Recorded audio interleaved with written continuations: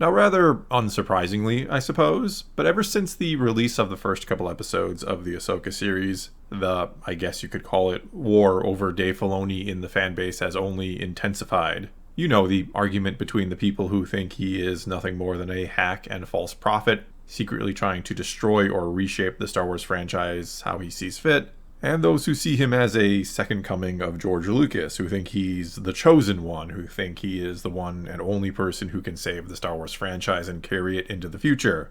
Which is, I must admit, the camp I fall much closer towards, but certainly not entirely in. I mean, I'm a big fan of Filoni, but not because I think everything he does is gold, or because he always makes perfect Star Wars, or that no one could ever do better than him. On the contrary, he's done plenty of things I disagree with or that I thought could have been better. That said, what I like and appreciate about Filoni, why I am a fan, is because the intent with him seems genuine.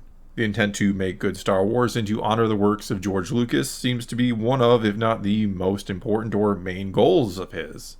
Even if, again, he doesn't always succeed, even if not all fans, or maybe a lot of fans, disagree over him and or how good he is at creating Star Wars. I still feel like that's what he's trying to do above all else, and yeah, he does succeed in making some pretty good Star Wars at times, though again, not always. But the thing is, there is literally no person on this planet, or who will ever exist, that is going to make something Star Wars that all fans will like or agree upon as being good or being worthy of the name Star Wars. No one can pull that off. Not even George Lucas himself was capable of creating Star Wars after maybe the first movie perhaps, which was the birth of the fanbase. Not even he could make something after that which all fans agreed upon. And he's even made some that has been quite controversial, like the prequels, for example. Certainly not all fans agree upon the quality of those films. And the main reason for this is, well, I know I'm going to sound like Captain Obvious here, but the longer something exists and the more you become a fan of it, the more time, thought, and energy you put into something, the more vested you become, the more opinionated you tend to become as well. You usually don't form strong opinions on things you really don't care about. It tends to be the other way around. And so if you don't have any opinion about Star Wars or those who create it like Dave Filoni, if you don't care about how good or bad it is and didn't want to perhaps even express an opinion or give your 2 cents from time to time, especially when you think something is really bad and detrimental to the franchise, are you really that much of a fan? If you have no opinion, are you really a fan? After all, isn't the base word or root word of fan fanatical? Meaning something that, yeah, you're going to have a very un-Jedi-like strong emotional attachment to. And the Star Wars fandom always gets accused of being this horrible and toxic place because some fans dare speak up against the parts they really don't like. There's even that saying that nobody hates Star Wars like Star Wars fans. But let's be real about it. This is a franchise that has existed for nearly 50 years at this point, and has millions upon millions of fans, some of them who have been here that whole time, and they are across the entire world and from all walks of life. It would be nothing short of a miracle if, after all that time and content, there was nothing but agreement in the fanbase on all or even most of it. And sure, there could be more civility in the fanbase. That's something that could absolutely improve, I'd say. So uncivilized. But this idea that it's a terrible place because not everyone agrees all the time and wants to, shall we say, passionately debate things, is just silly and an unrealistic expectation to have from so many people. Name one single thing that millions upon millions of people agree upon, or that is always disagreed upon in a civilized way. But anyway, my point is that, of course not everyone likes Dave Filoni and or his work, which is fine and to be expected. And again, the main reason why I like him is because I think the intent is there. He's trying to make great Star Wars first and foremost, and yeah, he oftentimes pulls it off. Whereas, unfortunately, others have come into the franchise without that same goal or intent. I think plenty of other creators, and even Disney itself, they only see Star Wars as something to be used for some sort of gain or agenda, rather than simply a place or means by which to tell great stories to the fans. And speaking of that, one of the things that I appreciate the most about the Ahsoka series, even if it's not a perfect show thus far, is it does seem to be for the fans. This is something that, for better or worse you could argue, kind of tells the casual fan or a more average viewer to either go back and watch what came before so you can get up to speed, or to try and keep up with what's going on without a ton being explained to you. Not that the plot is overly complicated thus far. This is something that rewards longtime viewers and fans, that rewards your dedication to the franchise. It rewards you for being a fan, or at least a fan of the works of Dave Filoni, which does tend to be one of the biggest complaints I see against him, that he loves and favors his own characters a little too much, that he has to put Ahsoka in everything he does and has her upon this pedestal and has made her one of the most important or key characters in the whole franchise. And though, yeah, I do get that argument and won't exactly disagree with it, I don't know just how much I fault him for that. Isn't part of his job to make different parts of Star Wars or new parts of Star Wars important and interesting? In fact, I've argued one of the hardest and most important things any creator has to do in Star Wars, or should be doing, or trying to do, is how to walk that fine line between honoring and using the old or what is already there, and creating something new and different to keep things fresh and interesting.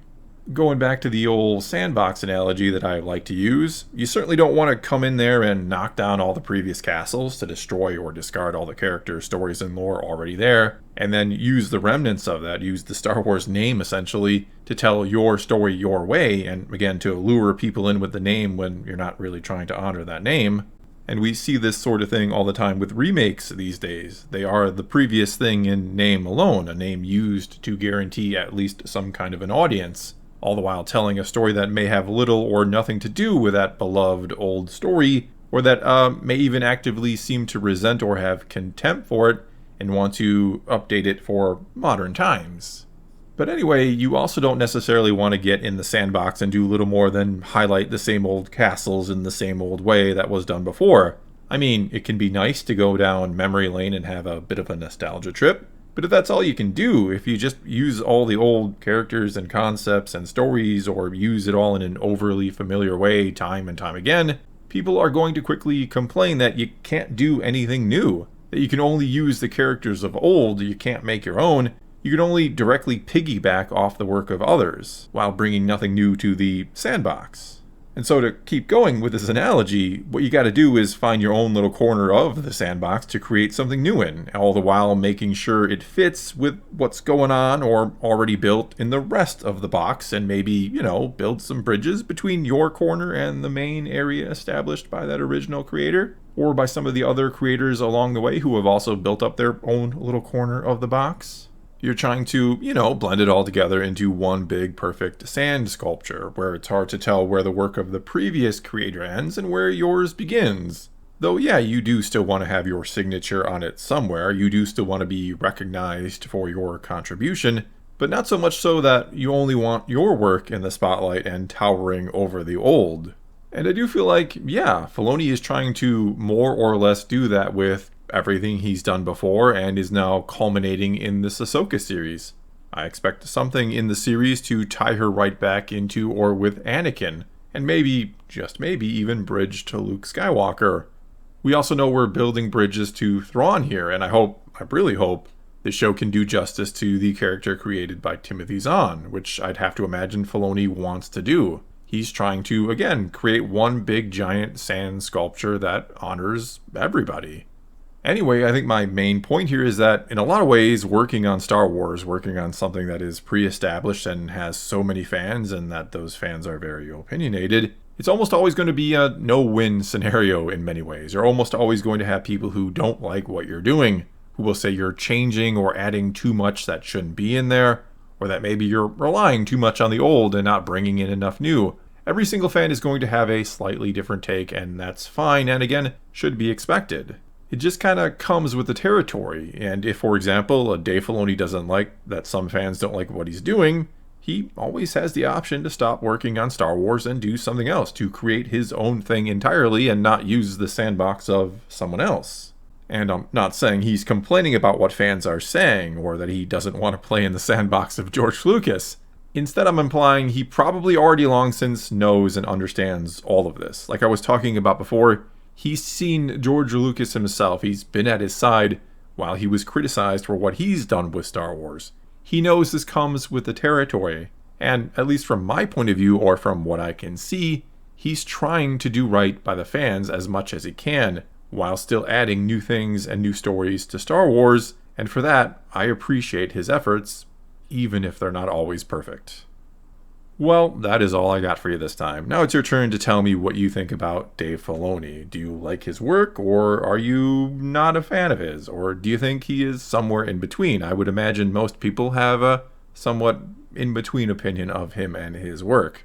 But whatever the case may be, leave your comments below and let's talk some Star Wars. And until next time, thanks for watching.